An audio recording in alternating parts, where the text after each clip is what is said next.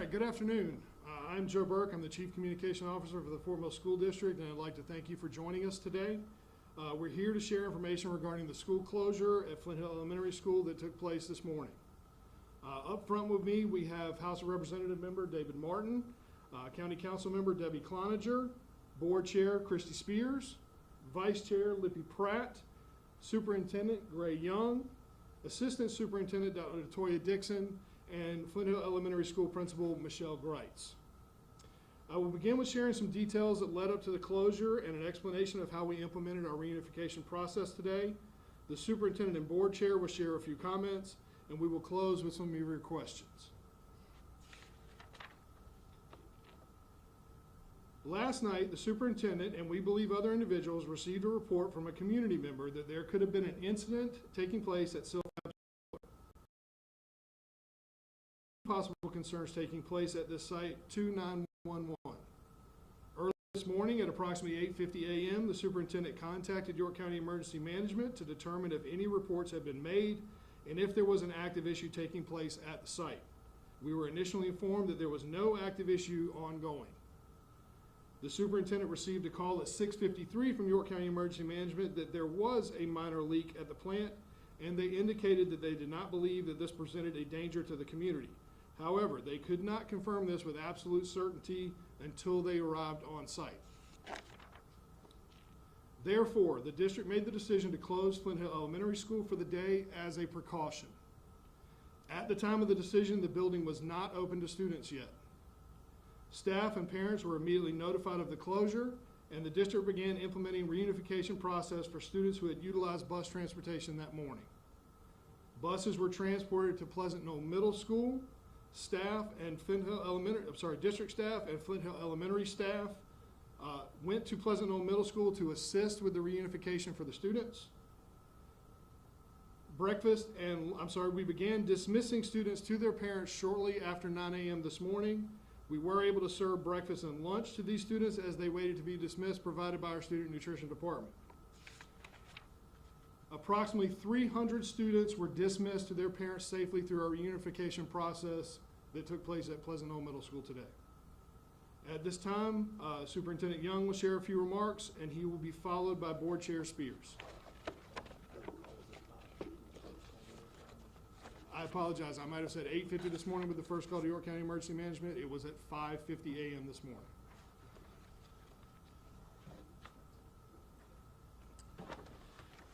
All right, good afternoon. First of all, I want to thank our students and parents for their patience and their cooperation this morning. We apologize for the inconvenience and the unease the closure has caused our families and staff. To Principal Michelle Greitz and her amazing administration and staff, I want to thank you for your positive response and your leadership with our students this morning. I would also like to thank our transportation department, our school safety department, school nutrition, and the countless members of our district staff that helped with the reunification process. Our district also appreciates the assistance we received from the Fort Mill Police Department, the York County Sheriff's Department, York County Emergency Management, as well as our Board of Trustees members. Interestingly enough, I was in Columbia this morning to testify in support of Representative Martin's bill that is related to this issue. But given these events, I returned to Fort Mill before I had the opportunity to testify. Representative Martin did read my statement. Here are some of the points that I had planned to make at the hearing.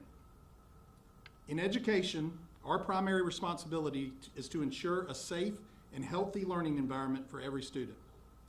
We currently have a new elementary school in operation and a middle school opening later this year, both located adjacent to a manufacturing facility that the Board of Zoning Appeals has ruled was improperly zoned. Our district has dedicated significant staff hours and taxpayer resources towards safety initiatives to mitigate related safety concerns.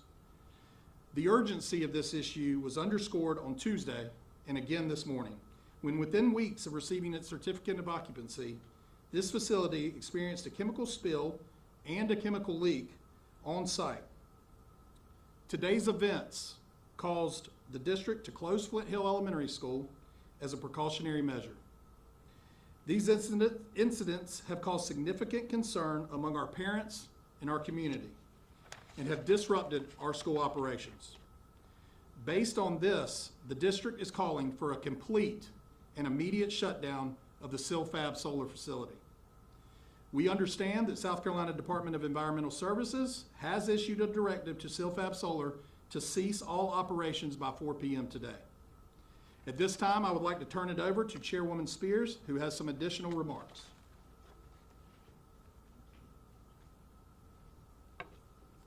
Thank you. On behalf of the board, I want to reiterate our appreciation to all the groups that Superintendent Young mentioned. This has been a true team effort, and our thanks go to the superintendent and his team who have led us through these challenges of the last few days with calm and strong leadership. We know this is a difficult time for the community. Understandably, the emotions and frustrations are very high at this moment, as they are for all of us. We have continued to work with the regulatory agencies that have oversight and authority regarding the safe operation of this plant. It is our responsibility to provide a safe and healthy environment for our students. And in light of these events, it is imperative that the regulatory agencies take swift action to protect our students and our staff. The school board fully supports the directive issued today for this facility to immediately cease all operations. Thank you. Before I open it up to questions, I would like to mention that a decision regarding at this time, we are continuing to assess the situation as we receive updates. We'll make announcements regarding that as soon as possible. At this time, I'm going to open it up for questions. If you don't mind, please raise your hand. I will call on you for your question. And keep in mind that the district can only answer questions about district operations. We're not able to answer questions about emergency response, permitting, zoning, or operations of commercial facilities. Yes, sir. Andrew Dyson, Harold Rock Hill, thank you for having me today. I think it's important that you go over again the timeline about when the Fort Mill School District was first told about today's spill, leak, call it what you will.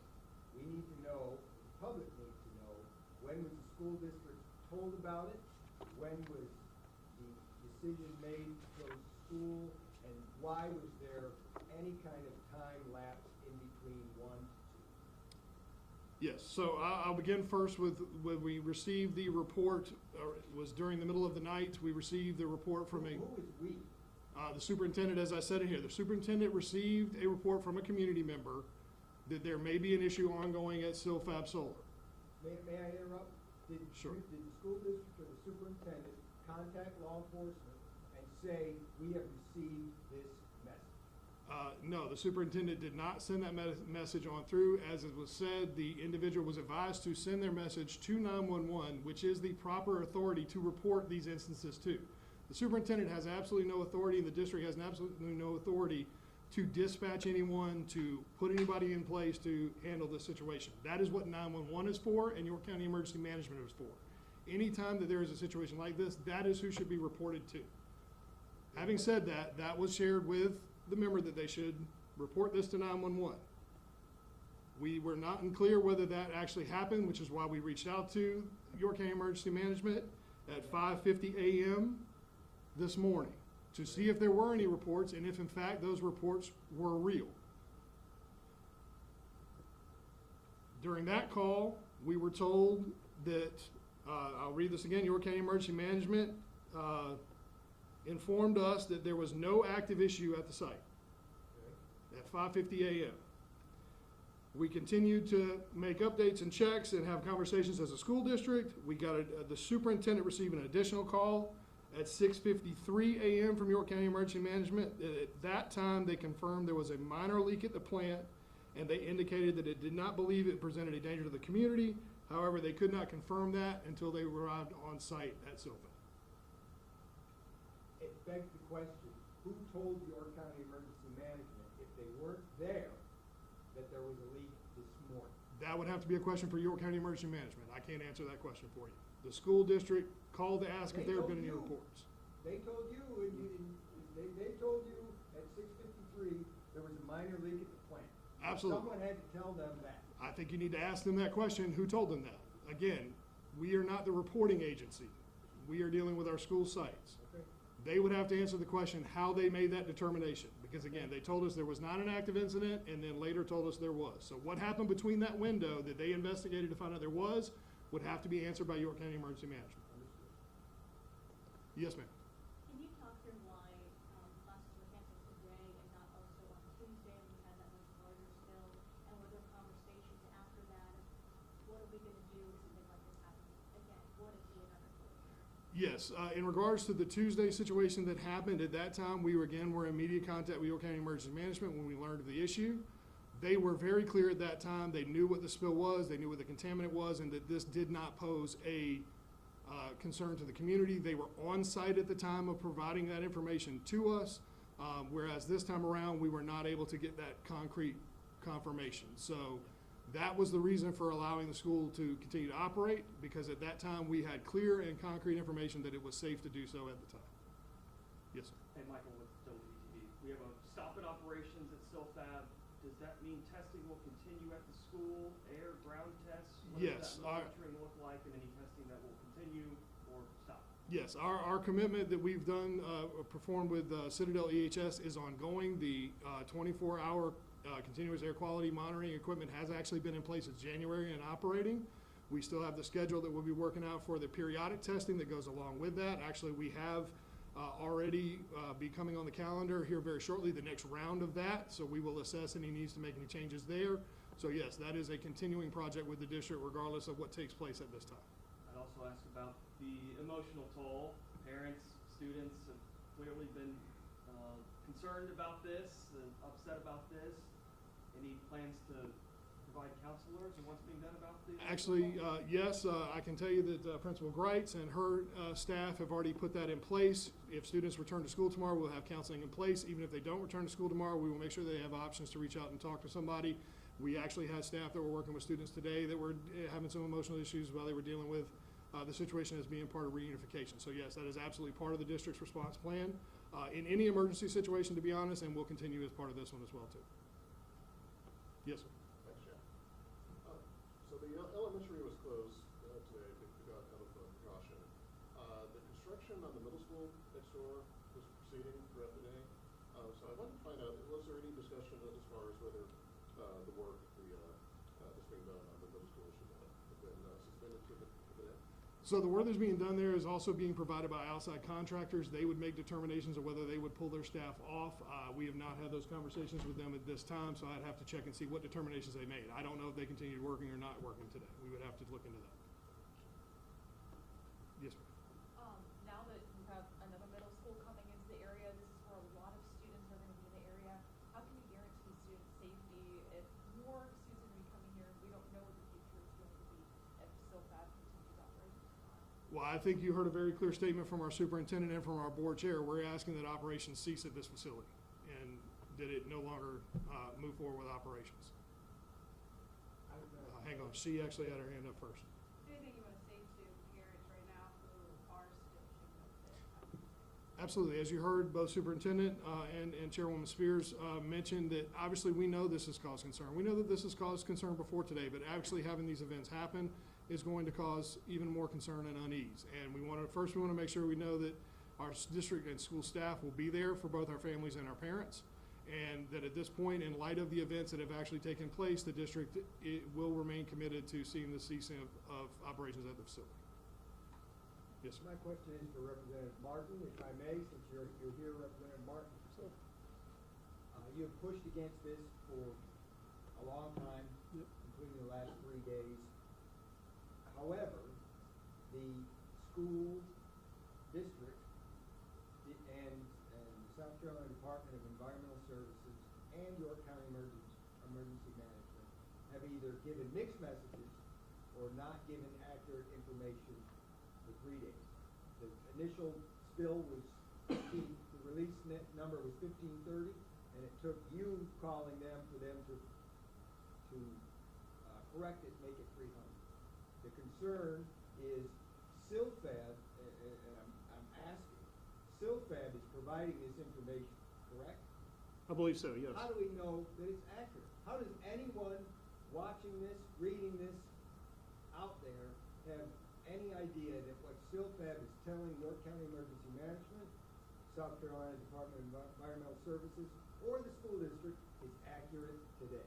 Great question. I don't trust anything Silfab says at this point. They've had every opportunity to do the right thing in this community for over 2 years. I have been advocating for a stoppage, a full stoppage at that facility, and they move elsewhere.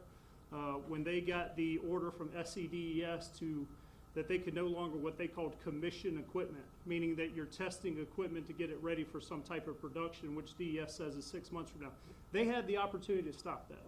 And then it is clear that this morning there was some other type of leak that occurred with hydrofluoric acid, from what I understand. So I don't really trust what I'm being told from Silfab. I have not actually heard verification that it was 1530 or 300. Nobody has came to me and said this is the exact number. And that's exactly why SCDES has been investigating them over the last few days to find out exactly what the truth is. And that's what needs to happen. And that's why I called SCDES, Myra Reese. I've been on the phone with her since 6:45 this morning. I don't know, as soon as I found out that something was going on. I have been on the phone nonstop with her along with Senator Johnson to ask for transparency, accountability, and that everybody in Fort Mill and across our state understands what happened and ultimately who's going to be responsible for that. And so until they finish their investigation and until the EPA finishes their investigation, which they're starting on Wednesday of what I've been told of next week, once that happens, I can't wait to find out what the truth actually is at this point. But if Silfab's saying it right now, I absolutely am not believing it. And as a follow-up, I'm not sure if other people, I don't want to take up all the time, but for you, the school district, or anyone else, when people, and I'm a Fort Mill parent, I put 3 children through this school district, why should they put their child on a school bus tomorrow morning when the information that they're receiving is coming initially from Silfab, which by all accounts has the spill. It's coming either through 1, 2, or 3 filters until it gets to the public, and these parents make decisions about their children. Again, a great question. You know me, Andrew. I've known you for a long time. I have a daughter in Fort Mill Schools. I'm a product of Fort Mill Schools. It's sad that I have to stand here today. It's sad that any of these people behind me have to stand here today and speak up about this, what I believe is an atrocity that should never have happened here in a great school district and a great community. Our parents should feel confident that when they send our kids to school, they're safe. All they need to focus on is being able to study. And unfortunately, this company has came in and has not done things the correct way and has caused a disruption in that on a daily basis. I fully trust, I will tell you, I fully trust every single thing these people behind me tell me. Unlike the information that you just asked me about, I trust everything that Gray Young and these people behind me tell me. I've known this man for 20 years, 20 plus years actually. And if they're giving me information, I absolutely trust what they tell me. If they feel comfortable to open up the school tomorrow, I would feel comfortable with that as a parent, in my opinion. I'm excited to see what happens at 4 o'clock today. Either Silfab has the opportunity to do the right thing and be a good neighbor in this community, or it's clear that they have no intentions of being a good neighbor in this community. And if they do not want to be a good neighbor and they do not want to comply with our highest agency that regulates them, they need to be held accountable to the fullest extent of the law. I have contacted the Attorney General's office. They are looking at every legal parameter here that can be taken, and that would be my next step of what I intend to do, is contact the AG and work with them. One more question? If Absolutely. nothing else, Yep. and it dovetails into what you just said. You're a state representative, but anyone can call 911, anyone can call the law at any time. Has anyone asked the Sheriff's Office or SLED to open up a criminal investigation into what has happened the last 3 days? I will tell you, I have personally been in contact with our sheriff, Sheriff Breeden. I have personally been in contact with the Attorney General's office. I would like to see a full investigation done for everything, right? I want to know what happened at this facility. I want to know how this happened. I want to know who was responsible, whether that's just on to confirm through DES that operationally things were done, or whether there's any type of other cover-up or criminal action that's happened at that location. I expect full transparency and accountability from anybody involved, and that's what I seek to find. Absolutely, yes, sir. Andrew, I appreciate the question. I think it's important to understand that when this call came in very late last night, we cannot, as a school district, get in the practice of calling 911 from an outside facility. If they have information that there is something going on in that facility, they need to call 911. And that was the that was the advisement that they received. They called more than just me. They called other people. They received You it. advise that member of the public, call 911, let people do their job. Correct. And when 911 is called to a facility like that, York County Emergency Management is notified. Then we usually are notified by York County Emergency Management. So when at 5:50 this morning, I sent a text to York County Emergency Management asking for information. That information at first was there is no active spill. Then once calls were made, I was called at 6:53 a.m. And that's when we started talking about making the decision to cancel schools. We decided at 7:02 a.m. to cancel schools. At 7:05, students would be getting out of their cars and getting off those buses. So the timeline was very quick. And we did not feel comfortable with the information that we had at the time to allow Flint Hill Elementary School to have school today. So that's why we made that decision. Thank you. Thank you. All right, guys, unless there are any other pressing questions for the school district as far as our operations go, I think we're gonna end our press conference here. If you do have additional questions for the school district, feel free to send those to me. If you have additional questions, obviously, I assume for some of our other representatives in the room here today, you can certainly reach out to them. We appreciate you coming here today, and thank you very much for your time. Before you go, you said at 4 o'clock, Silfab is gonna make their decision. I think since you've got all of us here, when should we expect the school district to make a decision on school tomorrow? As I said earlier, as soon as we have that decision, it will be made. Are you gonna send it out? Yes, we will notify all of our